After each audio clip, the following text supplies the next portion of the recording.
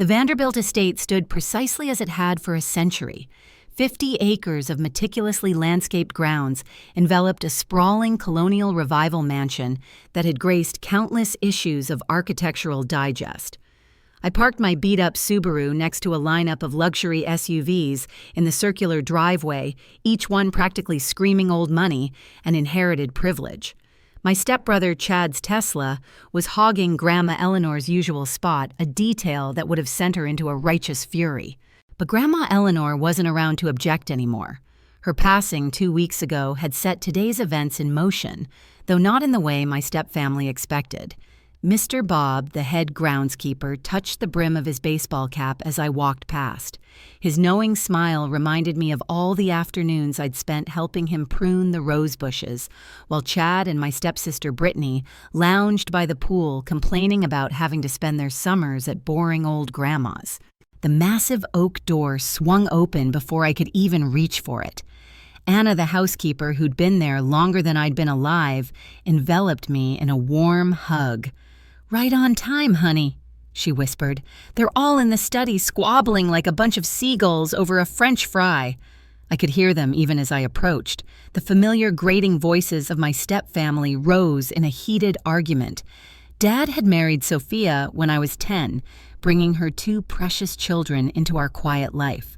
After his death 5 years later, they'd shown their true colors, slowly pushing me to the fringes of the family, while Sophia charmed her way into everyone's good graces. The Hamptons beach house should be mine. Brittany's voice carried through the hallway. "I'm the one who spent every Memorial Day and 4th of July with Grandma. Only because you were banned from Vegas for that embarrassing incident with the poker chips, I thought remembering how Grandma had rolled her eyes at Brittany's sudden burst of devotion. The stock portfolio is the real prize," Chad countered, and as the only one with an MBA, I had to bite back a laugh. His MBA had come from some online diploma mill bought with family money after he flunked out of 3 legitimate universities. But that didn't stop him from calling himself a financial whiz at every opportunity. The study doors were open, revealing the assembled family in all their entitled glory. Sophia was perched on Grandma's favorite wingback chair as if she already owned it, wearing the kind of black dress that was more couture than mourning. Brittany sprawled on the leather sofa, scrolling through Instagram while simultaneously arguing about her claim to the property. Chad paced by the fireplace, his ridiculously expensive loafers scuffing the antique Persian rug Grandma had brought back from her trip to Iran. Mr. Davis, the family lawyer, sat quietly at Grandma's desk watching the spectacle with an expression I knew well. He'd called me last night. "You'll want to be there for this, Emily. Eleanor made sure of that."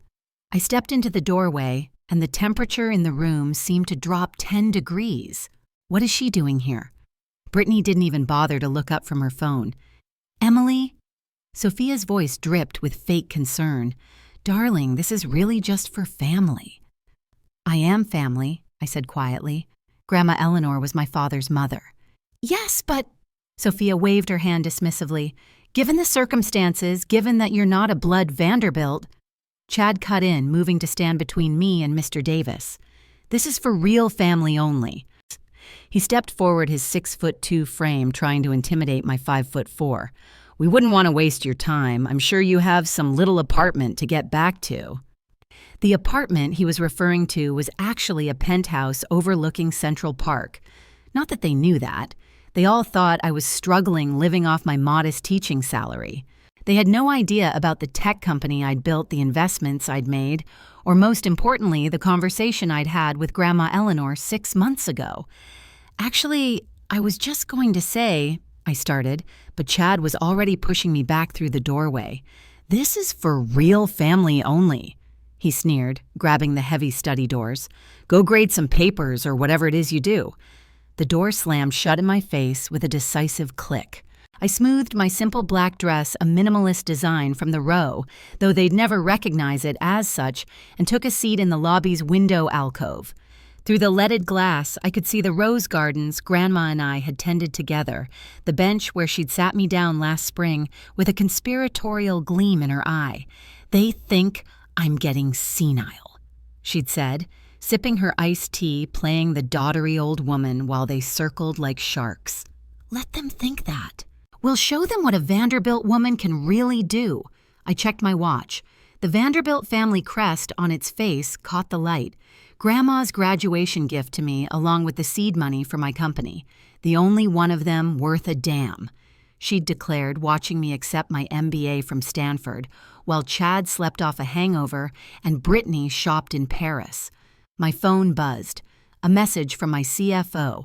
Vanderbilt estate transfer complete. All paperwork filed. I smiled, settled back to wait. In the study, I could hear Chad starting his practice speech about his plans for modernizing the estate. Brittany was whining about her emotional connection to the Hamptons beach house. Sophia's smooth assurances about honoring Eleanor's wishes. Then suddenly, silence. Mr. Davis must have opened the envelope. The screaming started exactly as I'd expected. Brittany's high-pitched wail, Chad's bellow of rage, Sophia's shocked gasp. She lied to us again. This can't be legal. 6 months ago, she sold everything behind our backs. The study doors flew open. Chad stormed out, face purple with rage, waving a document. This is impossible. Grandma would never... He froze, seeing me still seated calmly in the alcove. Hello, Chad, I said softly, ready to discuss the new rental terms for his wing of the house. Because sometimes the best revenge isn't just owning the estate, it's watching them realize who really owns them. The study had erupted into chaos. Brittany paced frantically, her Manolo Blahniks clicking against the hardwood floors. Sophia sat frozen in what was no longer her chair, her perfectly maintained facade cracking. Chad looked like he might explode. Mr. Davis, he sputtered, there has to be a mistake. Grandma wasn't... She couldn't... Your grandmother, Mr. Davis said calmly, was of perfectly sound mind when she sold the estate 6 months ago. In fact, she insisted on a complete psychological evaluation before proceeding, knowing you might try to contest it. I walked back into the study, taking my rightful place behind Grandma's desk. The leather chair still smelled faintly of her signature perfume, Chanel No. 5. 6 months ago, Brittany whispered, sinking onto the sofa when she was supposedly getting confused about her medications. When you were all too busy planning how to spend your inheritance to notice she was planning something of her own, I finished for her. Sophia found her voice first. But the money, surely she didn't... I mean, the estate must have sold for millions.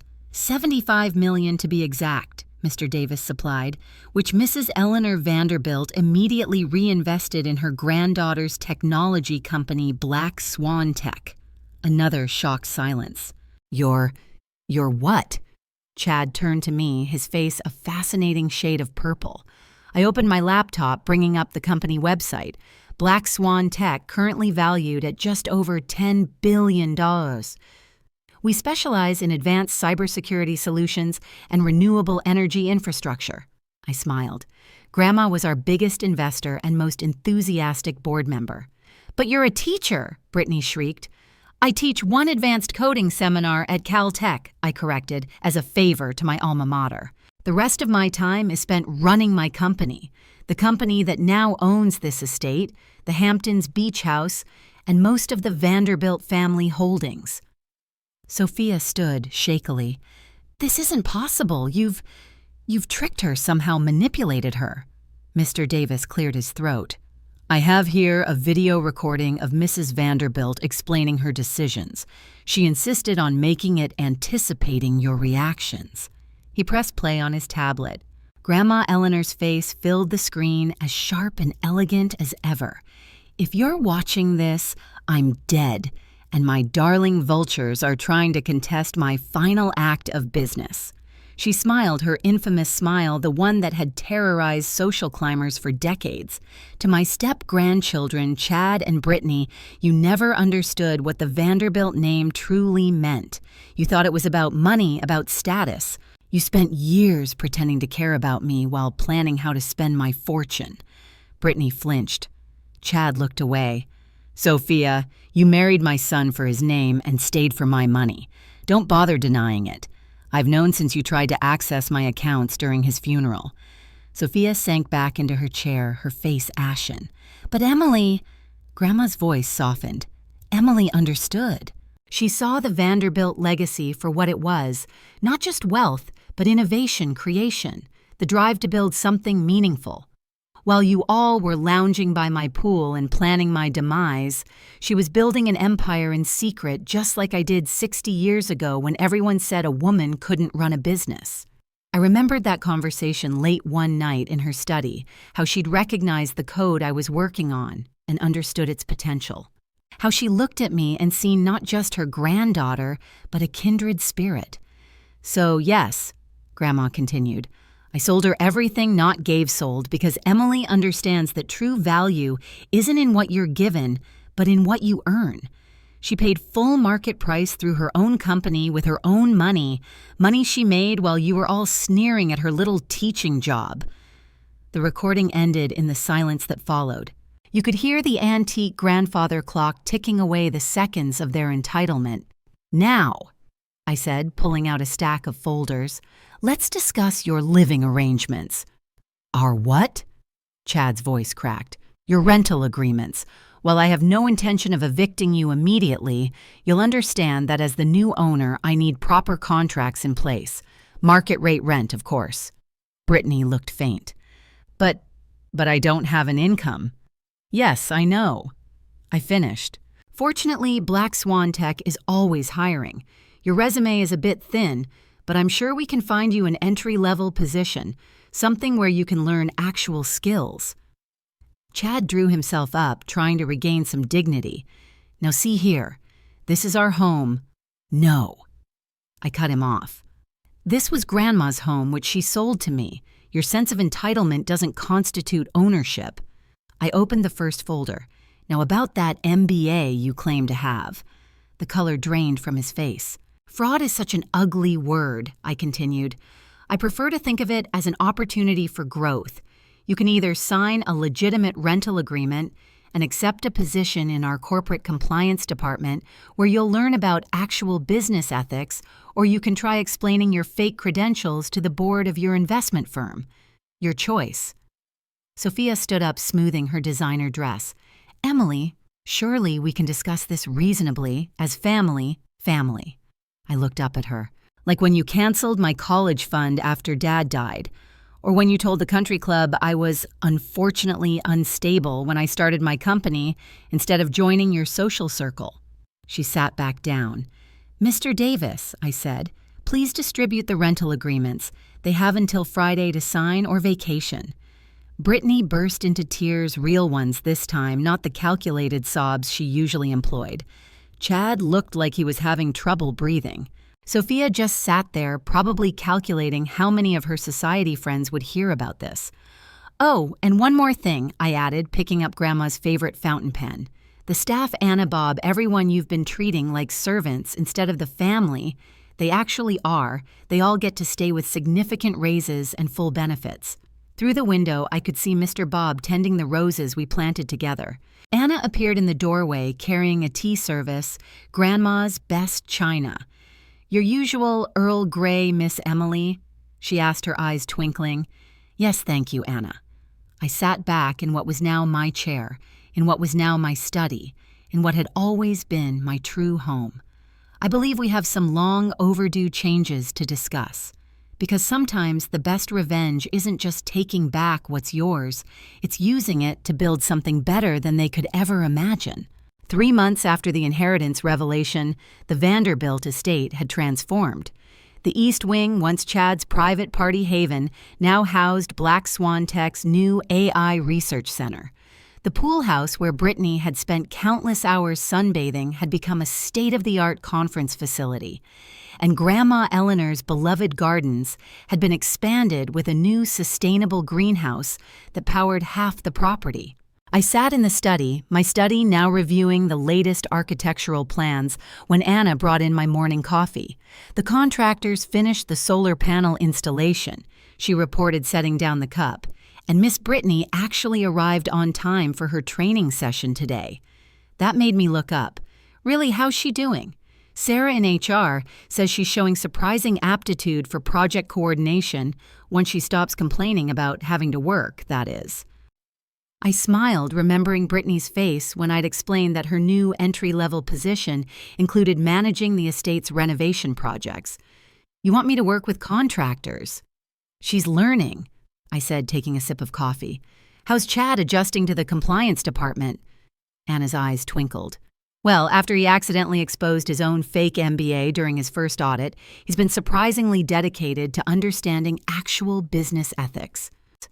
The irony wasn't lost on either of us. Chad, who'd spent years bragging about his business acumen, was now learning the basics from entry-level compliance training. My phone buzzed. A message from Mr. Davis. Sophia's here, says it's urgent. I sighed. Send her in. Sophia entered looking distinctly less polished than usual. The designer outfits had been replaced by something more practical, and her perfect manicure showed signs of actual work. Emily, she began, then stopped taking in the changes to the study. The antique furniture remained. Grandma's taste had always been impeccable. But now it shared space with cutting-edge technology. Holographic displays showed real-time business data, while the old oak shelves held both leather-bound classics and digital archives. The country club board meeting was this morning, she said finally.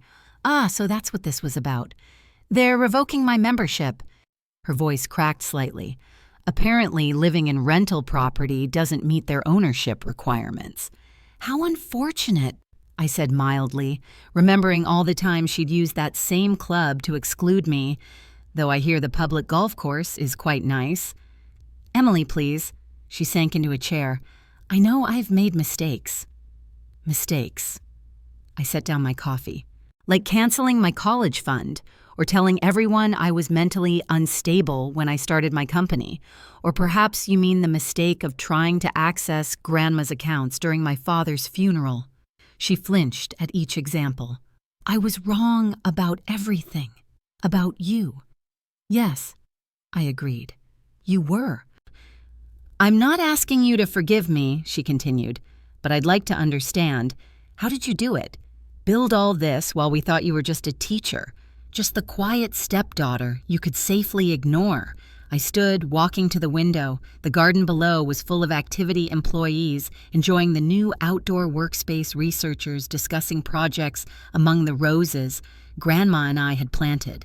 I learned from Grandma Eleanor, I said finally, not just about business, but about power. Real power isn't showing off or pushing others down. It's in building something meaningful while everyone underestimates you. She always saw something in you, Sophia admitted. I used to be jealous of how much time you spent together. She saw herself, I turned back to face her, a woman who built an empire while society told her to just be decorative. Did you know she bought her first company with money she made selling her own jewelry? Her husband, Grandpa Vanderbilt, thought she was just maintaining her social connections, but she was actually building a network of investors. Sophia looked thoughtful. I never knew that. No one did. That was the point. I sat back down, pulling up some files on my tablet. Speaking of points, I assume you're here about more than just the country club. She straightened in her chair. Yes, I'd like to work a real job, not just charity boards and social committees that I hadn't expected. The renovation project, she continued. I've been watching Brittany learn about it, and I have experience with historical properties from all those museum boards I sat on. Maybe I studied her carefully. The perfectly curated facade had cracked, revealing something almost genuine. The Heritage Conservation Team does need a coordinator, I said slowly. Someone who understands both historical value and modern functionality, but I held up a hand as hope flickered across her face. It's not a glamorous position. No assistant, no expense account, just hard work, preserving what matters while building something new. Like what you've done here. She gestured to the library. Exactly. I pulled up a contract. You'll report to Brittany. Her head snapped towards me. Brittany, she's earned it. Turns out when you actually give people a chance to prove themselves, they sometimes surprise you. I sent the contract to her email. Take the weekend to think about it. After she left, Anna reappeared with fresh coffee. "That was generous of you," she said. "We'll see if she actually takes it." I checked my schedule. "The board meeting starts in 10 minutes. Is everything ready in the new conference room?" "Yes, though Chad is nervous about presenting his first compliance report." I smiled. "Good. A little nervousness keeps people honest." The estate hummed with activity as I walked to the conference room. Employees, many of them local kids who'd never dreamed of working in tech, collaborated in spaces that had once hosted only idle gossip and social climbing.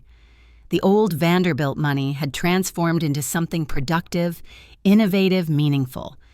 In the hall, I passed the portrait of Grandma Eleanor in her prime, elegant, sophisticated, and secretly powerful.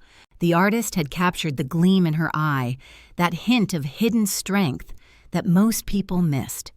My phone buzzed again, a message from my CFO.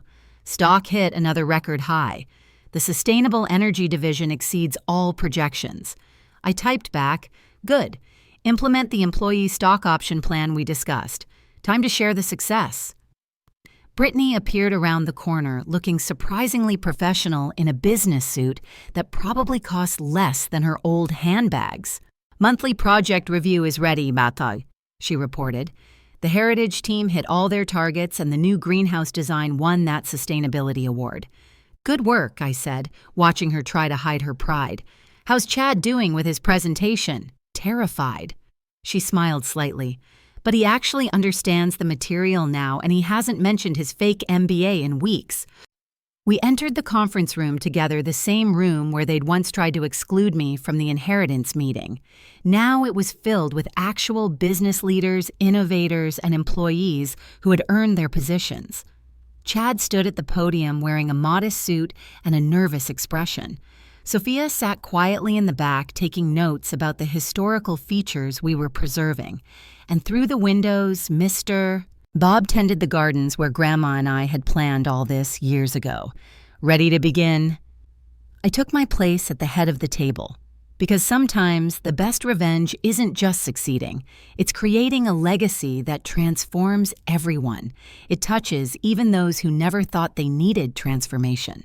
And as I looked around at what the Vanderbilt estate had become, I knew Grandma Eleanor would be proud, not just of me, but of how her final chess move had forced everyone to become better versions of themselves.